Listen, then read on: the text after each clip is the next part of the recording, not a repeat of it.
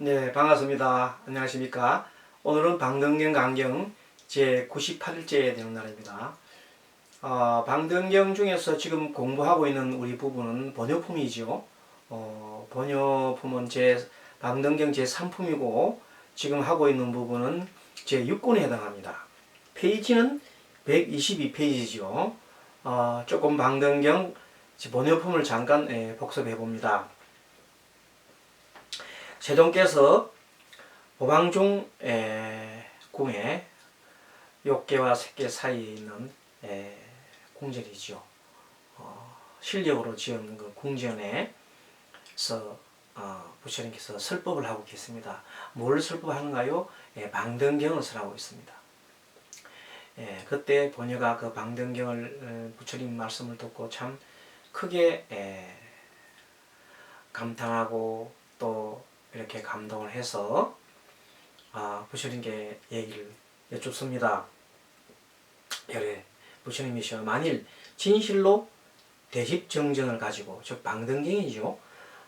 읽고 외우고 베껴 쓰고 그 다음에 다른 사람을 위해서 설하고 그렇게 한다면은 그렇게 하는 사람이 있다면은 제가 만일 이렇게 현재 구슬을 갖고 있는 것을 탁 던지면은 그것이 그들의 정수리에 이렇게 걸리도록 닿게 해주소서 하면서 탁 던지더니 제일 먼저 석가세존한테 탁 걸리고 나머지 여러 보살들한테 걸린단 말이지. 그렇게 신통한 일을 보고 옆에 있던 사람들이 놀라가지고 도대체 저 본인은 어떻게 하여서 저런 큰 공덕을 쌓았습니까 하고 부처님께 여쭙죠.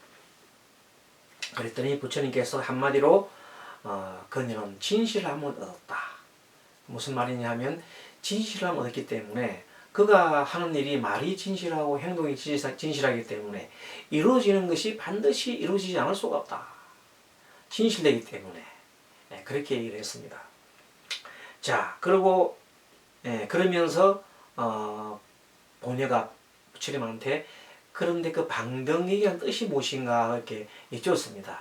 그랬더니 부처님께서 방등경은 그야말로 진실한 말이다. 진실된 말이다. 그리고 진실한 법이다. 그렇게 자세히 말씀해 주셨습니다. 그리고 그것은 법이다. 법. 그리고 거기에는 보살의 이치가 있다. 방등경은 대성경전이죠. 그래서 끊임없이 보살의 이치를 이렇게 설명합니다. 그 다음에 보살이 되려면 보살이 계를 짓게 되는데 보살의 계는 또 어떠한 것이옵니까? 하고 질문했더니 부처님께서 보살의 계에 대해서도 자상하게 알려주셨습니다. 그 다음에 이제는 그렇게 훌륭한 본여를 보고 옆에 있던 성문 제자인 사리부tta가 은근히 셈을 좀 내는지 묻습니다. 보살한테 뭐라고 물으냐면 어떤 보의 마음을 성취하기에 당신과 같은 본여가 되었습니까? 하고 물었습니다. 그랬을 때 본여가 보살의 32가지 보의 마음에 대해서 소상하게 들려주었습니다. 그 다음에 사리부tta가 계속 질문을 합니다. 사무예지에 대한 내용을 질문을 했고 그 다음에 그에 대한 본여가 답변을 했습니다.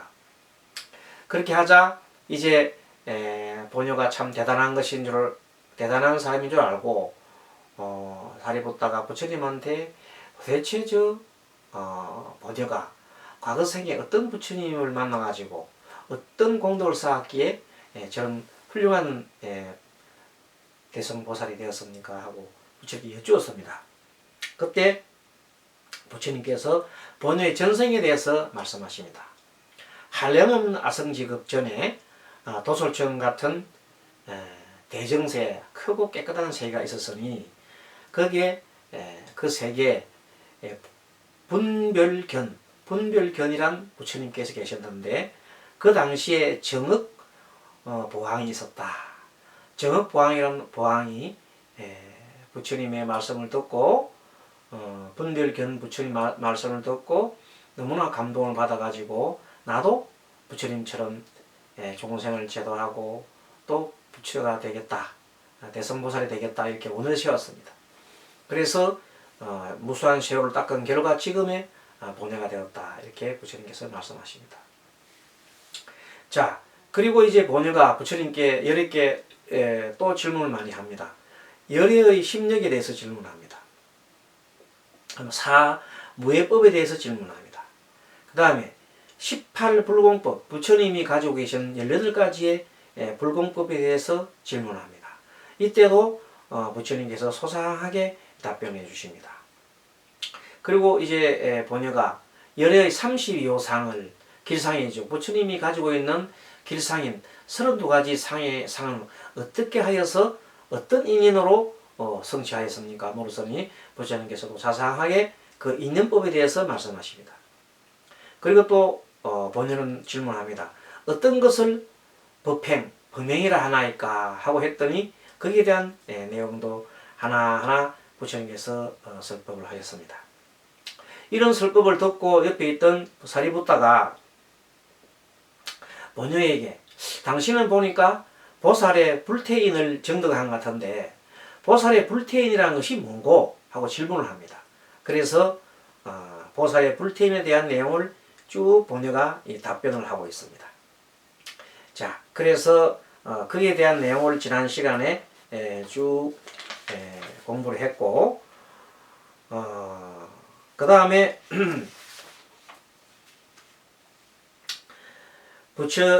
본녀가 또 부처님께 질문했습니다.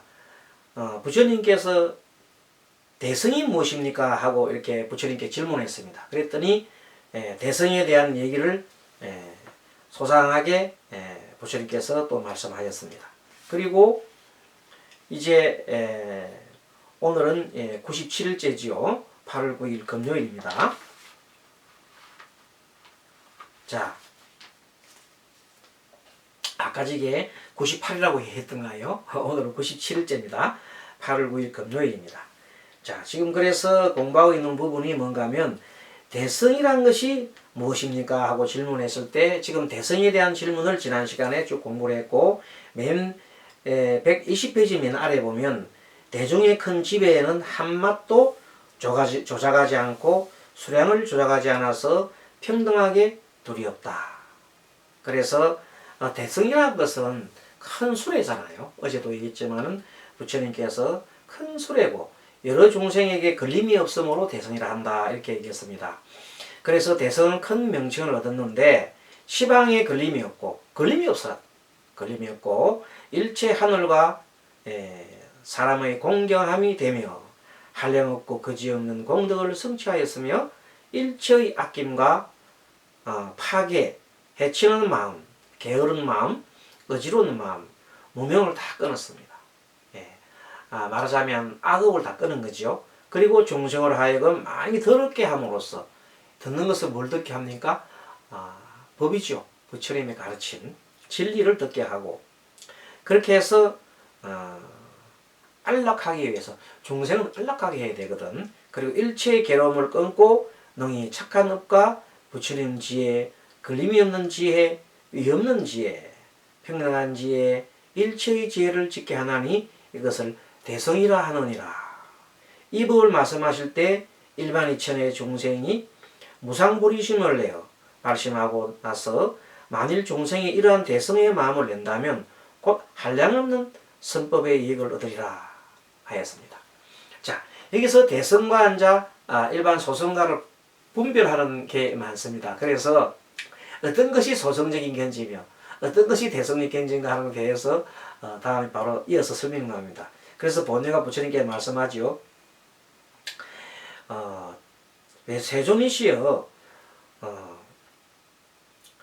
어떠한 그리낌이 있기에 중생으로 하여금 빨리 대성을 얻게 하지 못합니까? 그러니까 대성이 되지 못하는, 대성의 마음이 되지 못하는 것은 도대체 어떤 이유입니까? 했더니 그것을 일단 소성들의 마음이라고 보면 되겠죠. 그것을 32가지가 있다고 말씀했습니다.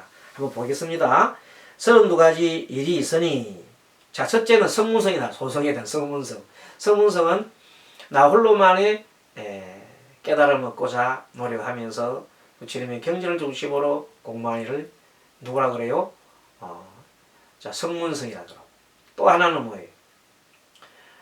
영각성이라고 있어요. 영각성은 나만의 홀로 깨달음을 얻기 위해서 12연기를 잘 골똘히 관찰해서 이렇게 사유하는 거죠. 그렇게 해서 깨달음의 길로, 열반의 길, 해탈의 길로, 아라한으로 되기 위해서 노력하는 자들을 영각성이라고 합니다.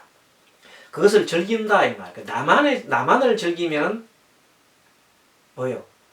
소성이고, 중생을 함께 깨우치게 하면 바로 대성이라는 그런 견지를 계속 유지하고 있습니다.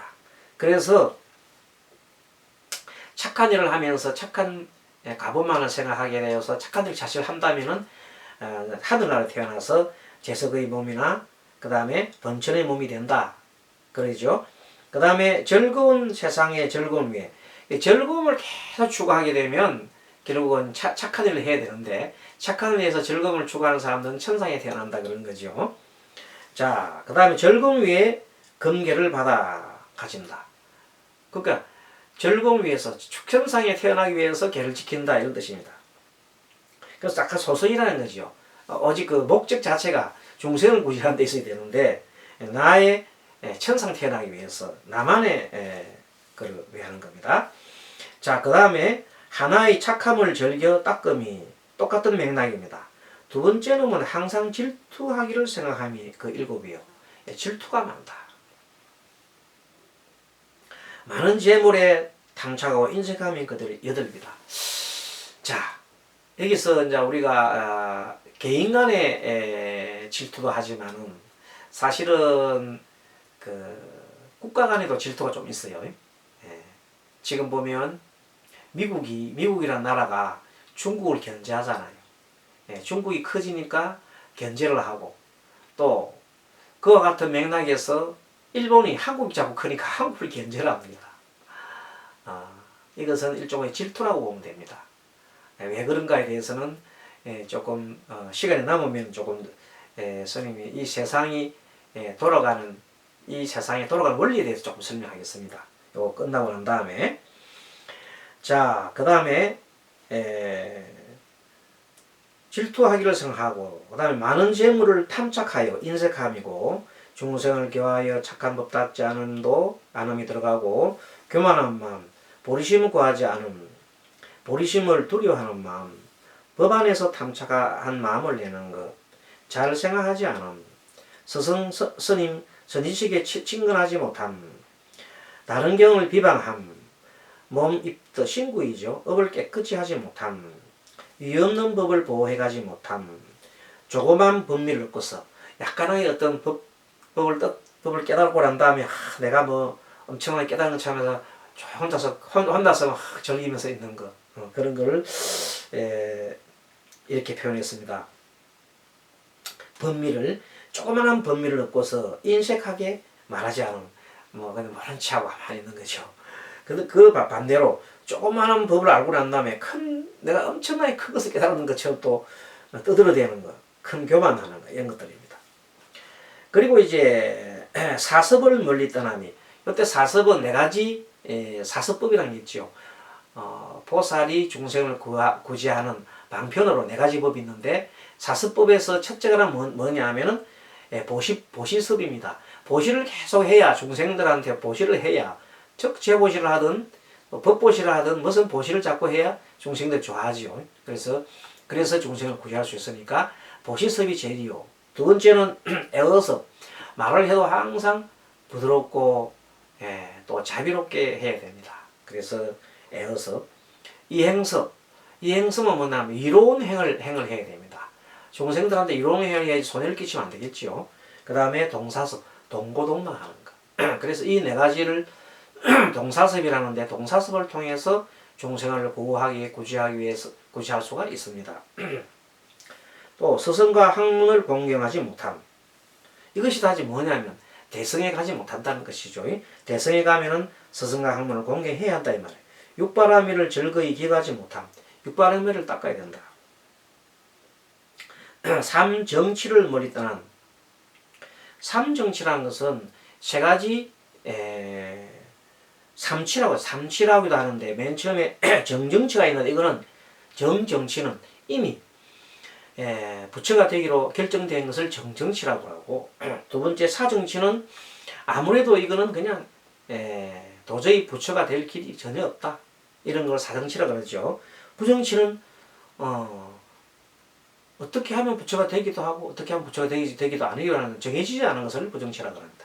아무튼 이런 것조차도 삼정치조차도 떨어졌다 하면 그거는 구시할 수가 없어요.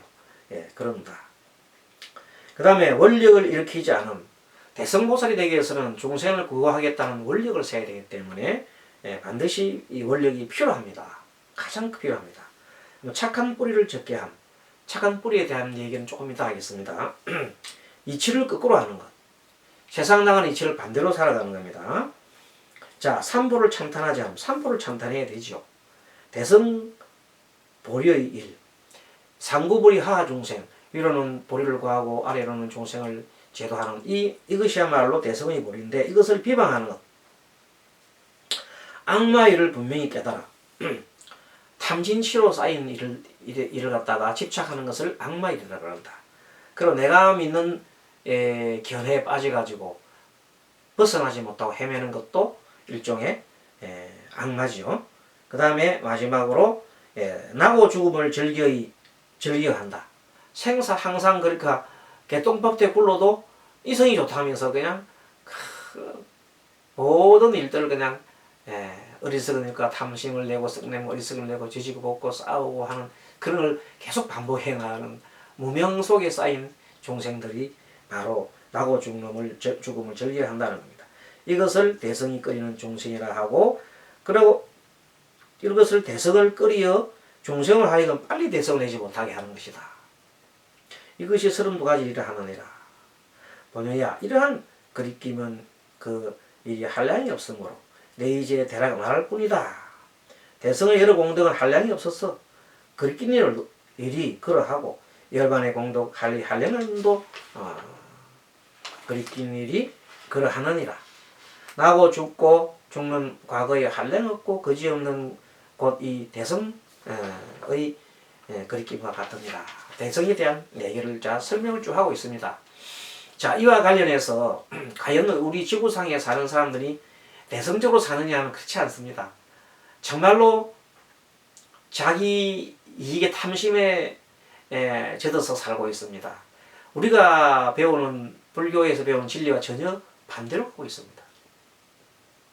한 예로 우리 역사를 좀 보면은 서양사를 보게 되면 서양의 최근세사, 근세사를 보겠습니다. 근세사에 보면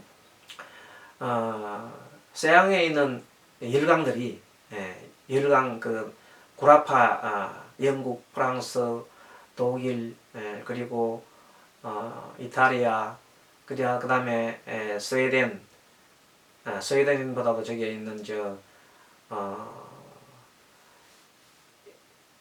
스페인, 포르투갈 이런 나라들이 이제 신대륙을 발견하지요. 신대륙을 발견함으로부터 신대륙을 식민지로 만듭니다. 미국을 식민지로 만들고 그 다음에 아메리카를 다 북아메리카, 남아메리카를 전부 다 식민지로 만들어 버립니다. 식민지 경제가 이제 시작되는 겁니다. 그래서 아메리카를 식민지로 만들고 난 다음에 그 다음에 아시아를 또 식민지로 만듭니다. 인도를부터 해서 온 나라 아프리카 그 모든 있는 나라들 점점 더 이 식민지를 만들어 가지고 그네들이 잘 살기 위해서 식민지에서 원료를 갖다가 이렇게 만들어 갖고 원료를 이렇게 받아 가지고 그 나라 자기 본국에서 생산을 해냅니다. 그래서 식민지 사람들은 노예 취급을 하게 됩니다. 뭐로 쳐들어갑니까? 강한 군대의 힘으로 들어가죠. 그래서 그런 걸 제국주의라고 합니다. 그런 것이 서양 세계에서 몇백 년간 흘러갑니다. 그러다가 나중에 그 제국주의끼리 서로 싸우게 되죠. 그러니까 식민지를 많이 가진 나라와 적게 가진 나라들끼리 싸웁니다. 그 전쟁이 1차 세계대전, 독일이 중심이 됐죠. 독일과 유럽이 중심이 되고 싸웠던 전쟁. 그래서 서로 자기들이 많이 가지려고 하는 거야. 그 다음에 일본이라는 나라는 우리나라와 비슷하게 동아시아에 있잖아요. 북동아시아에 있잖아요. 그래서 서양 사람들이 제일 늦게 도착했지요. 늦게 도착했는데 한국은 그 중에서도 더 늦게 도착하고 제일 한국이 은둔이 나라고, 일본이 조금 더 그래도 해양에 미국이 좀 가까워서 일본이 먼저 개화를 합니다. 그래서 개화하고 할 때에 일본 사람들이 처음에 일본 사람들이 원래가 개화하기 직전에 있는 그 체제가 무슨 체제냐면 막부 체제라서, 우리 고려시대에 보면 정중부라든지 이런 사람들이 군인들이 통치를 했잖아요. 그런 식으로 장군 중심으로 통치를 하기 시작합니다. 그러면 천황은 일종의 그 명분에 불과하게, 천황은 그냥 허수아비처럼 만들어 놓고 그 막부가 행사를 관리하라 했습니다. 그런데 이제 개화가 되면서 그 막부들이 힘이 없는 것을 스스로 입증을 했습니다. 서양 사람한테 무력하게 막 넘어가거든. 그래서 들고 일어난 것이 일본 사람들이 뭐냐면, 저 막부가 힘도 없으면서 저렇게 서양에 굴복한다 이래가지고 정말로 서양을 좀 더 배우자, 그런 사람들이 나와가지고 서양을 연구를 합니다. 해봤더니 전부 다 식민지를 다 하고 있거든. 그래서 자기들이 빨리 우리도 빨리 군대를 만들어가지고 다른 서양 열강처럼 빨리 군대를 현대식 군대를 만든 다음에 옆에 있는 아직도 남의 나라에 들어가지 않은 조선을 치자, 그 다음 만주를 먹자, 그 다음에 중국이나 필리핀을 먹자, 이렇게 생각하고 똑같이 열강과 흉내를 냅니다. 그것이 이제 일본의 근세의 전략입니다. 그 일환으로 한국이 선택이 된 겁니다. 물론 그 전에도 한국은 무수히 많이 일본이 말하자면 마음만 먹으면 항상 쳐들어오는 곳이 한국이었어요. 삼국시대 이후로, 삼국시대, 그 다음에 고려시대, 그 다음 조선시대 임진왜란이 있었지요. 계속 틈만 나면 한국이 그들이 공격 대상입니다. 왜? 한국을 먹어버려야 자기들이 편하다는 겁니다. 그래서 나오는 이익을 가지고 자기들이 살아가는. 그게 다른 나라를 굴복해가지고 다른 나라의 사람들한테 피를 빨아먹어서 자기들이 잘 살겠다는 것, 그건 강도짓이잖아요. 근데 사실은 옛날 구미 열강들이 강도짓을 했거든요. 그러는 것이 2차 대전이 끝나면서 일본이 패망했잖아요. 패망하면서 이제 미국을 중심으로 해서 새로운 질서가 유지됩니다. 미국은 식민지가 있긴 있었지만 그렇게 많지는 않았어요. 조금밖에 없었어요. 그러니까 미국은 식민지 경제가 아니라 자기 자체 내 생산만 해도 엄청나기 때문에 미국은 그 막강한 경제력을 바탕으로 세계를 갖다가 원조로 해줍니다. 그러면서 각 나라들한테 이제 뭐라고 얘기했냐면 이제는 이 세상은 모두 식민지는 다 모두 독립시켜줘야 한다, 그렇게 주장합니다. 왜냐하면 자기는 식민지가 많이 없으니까 상관없잖아요. 그래서 오히려 식민지를 독립을 시켜줘야 그 나라로부터 자유롭게 원료를 갖다가 사갈 수가 있습니다. 새로운 그 전략이죠. 그게 식민지를 다 흩어져 놓고 다시 그 사이에서 미국의 입김으로, 미국의 힘으로서 식민지로부터 뭘 사가요? 원료를 사간다는 그런 계산이 바로 여러분이 잘 아는 관세와 가트 협정이라는 가트 협정 들어보셨죠? 1900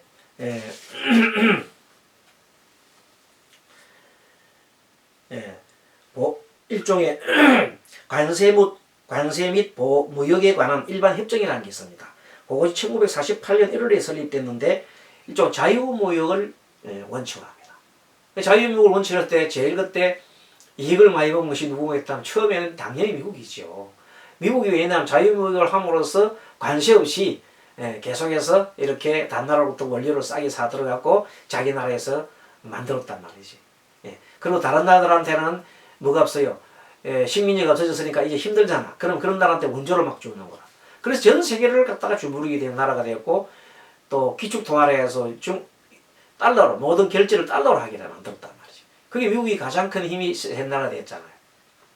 자, 그래서 했는데 계속 그렇게 유지가 될 줄 알았는데 세월이 흐름으로써 이제 중국이 부상하고 그 다음에 일본이 부상하고 한국이 커지고 그런 많은 나라들이 이제 커짐으로써 이제 미국이 그 효과가 없어져 버렸어요. 오히려 자국의 산업이 지장을 받게 되고 중국이 미국을 앞서려고 그러니까 이제 위험을 느꼈어요. 그러면 어떻게 돼요? 다시 이제 옛날에 자유보호무역을 이제는 서서히 바로 바꾸실 수는 없고 보호무역으로 해서 관세를 붙이기 시작합니다.